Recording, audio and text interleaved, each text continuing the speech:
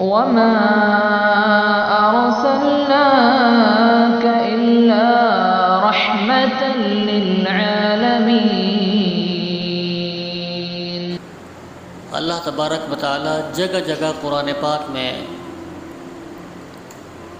آخرت کا ذکر کرتا ہے۔ آخرت کے مقابلے میں دنیا کا بتاتے ہیں کہ دنیا دھوکے کا گھر ہے۔ وَمَا الْحَيَاةُ الدُّنْيَا إِلَّا مَتَاعُ الْغُرُورِ وَمَا الْحَيَاةُ الدُّنْيَا فِي الْآخِرَةِ إِلَّا مَتَاعٌ۔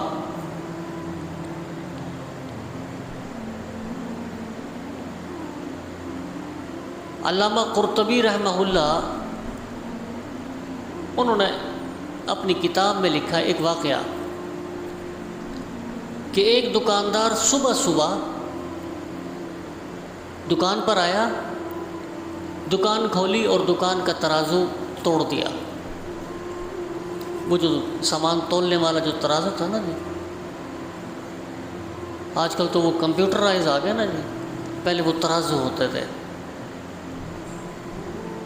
آیا اور ترازو کو توڑ دیا۔ ہمسائے نے پوچھا کہ تو نے اپنا ترازو کیوں توڑ دیا؟ کہنے لگا کہ آج ہمارے قریب کے اندر ایک شخص کا انتقال ہو گیا ہے۔ جب اس کی جان نکل رہی تھی اسے کلمہ پڑھانے جا رہا تھا۔ اس سے پوچھا کہ کلمہ تو پڑھ۔ کہنے لگا کہ مجھ سے کلمہ پڑھانے جا رہا، ترازو کا کانٹا میرے حلق میں ایسے پھنس گیا ہے۔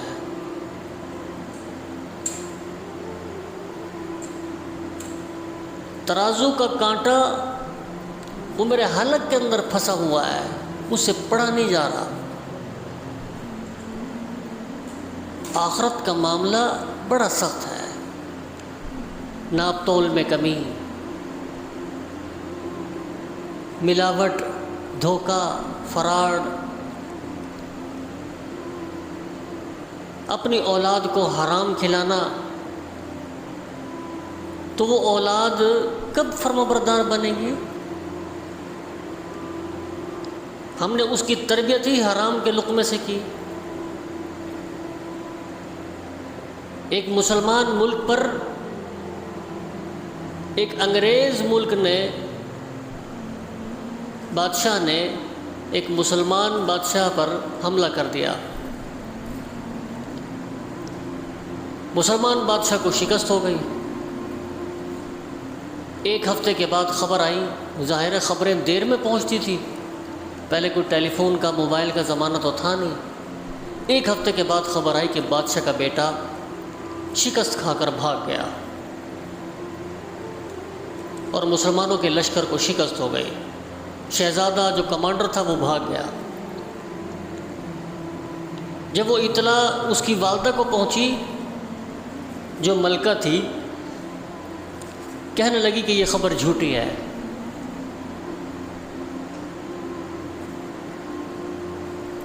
بادشاہ نے کہا کہ اللہ کی بندی، مصدقہ اطلاع ہے، ایلچی بھی آیا ہے، ہمارے لشکر کو شکست ہو گئی ہے اور بادشاہ شہزادہ بھاگ گیا ہے۔ تو بیگم کہنے لگی کہ حضور یہ خبر جھوٹی ہے۔ کہتے ہیں کہ کچھ دنوں کے بعد دوبارہ خبر آئی کہ وہ پہلی خبر غلط تھی، مسلمانوں کو فتح نصیب ہوئی۔ بادشاہ بڑا حیران، بادشاہ نے کہا کہ بھگوان تجھے کیسے پتہ لگا کہ وہ خبر جھوٹی تھی، کہ ہمارے لشکر کو شکست ہو گئی اور بیٹا ہمارا وہ بھاگ گیا؟ کہنے لگی کہ بادشاہ سلامت، جس دن سے وہ لڑکا، وہ بیٹا میرے پیٹ میں آیا، جب مجھے حمل ہوا، اس دن سے لے کر اس کی پیدائش تک میں نے اس کو کبھی بے وضو دودھ نہیں پلایا، بے وضو دودھ نہیں پلایا، اور جب تک وہ جوان رہا میں نے کوشش کی کہ اس کو لقمہ حلال کھلاؤں۔ اس لیے میرا ایمان ہے کہ جس کے پیٹ میں لقمہ حلال جائے گا وہ شہید تو ہو سکتا ہے لیکن بھاگ نہیں سکتا۔ ہاں اگر یہ خبر آتی کہ میرا بیٹا شہید ہو گیا تو میں مان لیتی کہ واقعی وہ شہید ہو گیا، تو میں نے اس بنیاد پر کہا کہ اس کے پیٹ میں حلال کا لقمہ میں نے ڈالا، اس لیے یہ خبر جھوٹی ہے کہ میرا بیٹا بھاگ گیا۔ وہ بھاگ نہیں سکتا، جس کے اندر ایمان ہوتا ہے نا تو پھر وہ ایمان پیچھے نہیں ہٹتا، سر تسلیم پھر وہ خم کر دیتا ہے، اپنی جان آفرین کے سپرد کر دیتا ہے۔ یہ لقمہ حلال کی برکت ہے۔ ہارون رشید کی جو بیگم تھی نا زبیدہ، بڑی نیک باز عورت تھی، پاک باز عورت، عبادت گزار،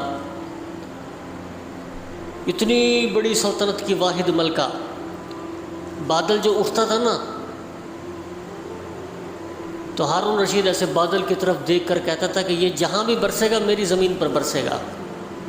اتنی وسیع زمین تھی، اور اس زمین کی وہ واحد ملکہ تھی زبیدہ۔ کہتے ہیں کہ ایسی عبادت گزار تھی کہ اس کے محل میں روزانہ 100 عورتیں قرآن پاک کی تلاوت کرتی تھیں۔ جب وہ 100 تھک جاتی تھی ان کی جگہ 100 اور آ جاتی تھی، جب وہ تھک جاتی تھی 100 اور آ جاتی تھی۔ ایسے کہتے ہیں کہ 24 گھنٹے دن رات اس کے محل میں قرآن پاک کی تلاوت کی آواز گونجتی تھی۔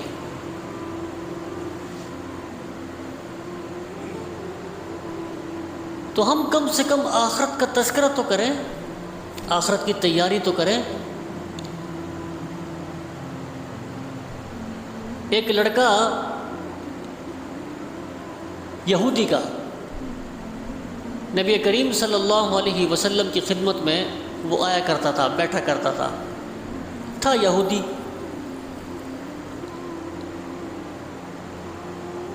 آتا تھا، اللہ کے نبی کی باتیں سنتا تھا، چلا جاتا تھا، اسلام نہیں لایا تھا۔ کہتے ہیں کہ کچھ عرصے کے بعد، کچھ عرصہ گزرا، وہ لڑکا آپ کی محفل میں نہیں آیا۔ اللہ کے نبی نے صحابہ سے پوچھا کہ اللہ کے بندو یہ تو پتہ کرو کہ وہ ہے کہاں، وہ کیوں نہیں آ رہا؟ پتہ لگا کہ جی وہ بیمار ہے۔ یہودی کا لڑکا، یہودی۔ اللہ کے نبی نے صحابہ کو ساتھ لیا، پتہ لگایا کہ کہاں ہے، گھر اس کا کہاں ہے۔ کہتے ہیں کہ مسجد نبی سے 7 میل دور بستی بنو قریظہ، وہ 7 میل دور تھی۔ اللہ کے نبی وہاں تشریف لے گئے تو دیکھا کہ وہ چارپائی پر لیٹا ہوا ہے اور آخری دموں پر ہے، مرنے کے قریب ہے۔ اللہ کے نبی اس کے قریب آئے، اللہ کے نبی نے فرمایا کہ قل لا الہ الا اللہ، بیٹا پڑھ اللہ الہ الا اللہ۔ تو کہتے ہیں کہ اس لڑکے نے اپنے باپ کی طرف ایسے دیکھا۔ اب باپ کو تو پتہ تھا نا کہ یہ اللہ کا سچا نبی ہے، اللہ کا رسول ہے۔ ٹھیک ہے نہیں مان رہے، نہیں ایمان لائے، اسلام نہیں لائے، لیکن دل سے تو مانتے تھے کہ یہ جھوٹا نہیں ہے، سچا ہے۔ تو باپ نے بھی سوچا کہ چلو جب جا رہا ہے اس دنیا سے تو حق اور سچ پر تو جائے۔ تو باپ نے کہا کہ اطیع ابا القاسم، اے بیٹے ابو القاسم کی بات مان لے۔ تو کہتا ہے کہ اس لڑکے نے فوراً کلمہ پڑھا، لا الہ الا اللہ محمد الرسول اللہ۔ کلمہ پڑھنے کی دیر تھی اور اسی وقت اس کی جان، روح پرواز کر گئی۔ مفسرین لکھتے ہیں کہ جیسے ہی اس نے کلمہ پڑھا اور اس کی روح نکلی، نبی کریم صلی اللہ علیہ وسلم کی خوشی وہ دیکھنے کے قابل تھی۔ اللہ کے نبی نے فرمایا کہ اللہ تبارک و تعالیٰ نے اس کو جہنم کی آگ سے بچا لیا، کہ گیا حق اور سچ پر گیا۔ بھائیو، یہ دنیا اور یہ دنیا داری اور یہ پیسہ، یہ مال و دولت، یہ سب یہیں رہ جانی ہے۔ کبھی آپ نے دیکھا ہے کسی کو کہ وہ ساتھ لے کر گیا ہو؟ خالی ہاتھ جاتا ہے۔ جب مر جاتا ہے نا تو گھر والے سب سے پہلے تنگ آتے ہیں۔ ایک دن سے زیادہ ہو جائے نا، 2 دن ہو جائیں، جب وہ بدبو بو مارنے لگتا ہے نا تو پھر گھر والے ہی کہتے ہیں کہ اس کو لے جاؤ، دفناؤ اس کو۔ جو گھر کا سربراہ، جو گھر کا مالک تھا، وہی گھر والے اس کو کہتے ہیں کہ اس کو اٹھاؤ لے کے جاؤ۔ یہ تو دنیا کی قدر و قیمت ہے۔ انما اموالکم و اولادکم فتنہ، فرمایا کہ اولاد، اموال، تمہارا مال، یہ تمہارے لیے اللہ تبارک و تعالیٰ نے آزمائش بنایا ہے، امتحان بنایا ہے۔ اللہ تعالیٰ تمہیں مال کے ذریعے، اولاد کے ذریعے یہ تمہیں آزماتا ہے۔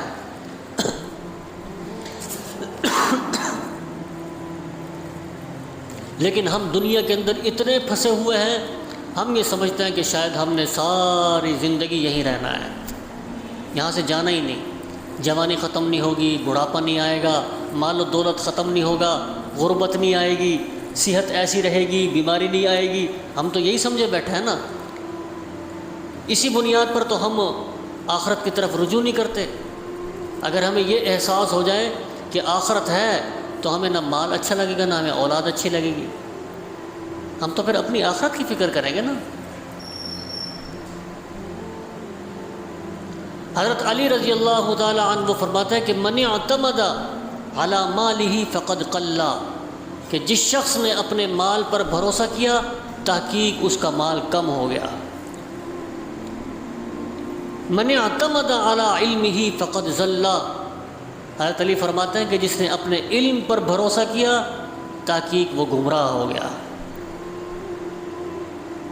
من اعتمد علی سلطانہ فقد ضل، فرمایا کہ جس شخص نے اپنی سلطنت پر، اپنی بادشاہت پر، اپنے عہدے پر، اپنی حکومت پر بھروسہ کیا کہ میں وزیر، میں مشیر، میں صدر، میں وزیر اعظم، میں افسر، فرمایا کہ فقد ضل، وہ ذلیل اور رسوا ہوا۔ اور فرمایا کہ من اعتمد علی اللہ، اور جس شخص نے اللہ پر بھروسہ کیا فلا قل ولا ذل ولا ذل ولا اختل، فرمایا کہ نہ اس کا مال کم ہوا، نہ اس کی بادشاہت کبھی ختم ہوئی، نہ اس کی عقل میں کبھی فطور آیا۔ وَكَفَى بِاللَّهِ وَكِيلًا، پھر اللہ تبارک و تعالیٰ اسی کو کافی ہوتا ہے۔ ہم تو ایسے ہی بس لگے ہوئے ہیں نا دنیا کے پیچھے، نہ کسی کی چھوٹے کی تمیز، نہ بڑے کی تمیز، کوئی ادب احترام۔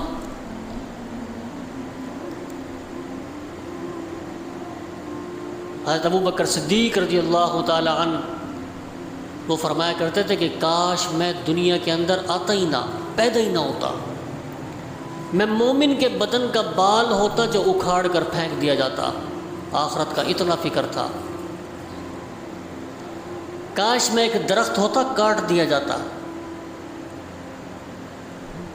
وہ ابو بکر جس کے لیے جنت کے 8 دروازے کھلیں گے، 8 دروازے، کیوں؟ کہ ابو بکر جس دروازے سے چاہے اس دروازے سے داخل ہو جائے، اس کی مرضی ہے۔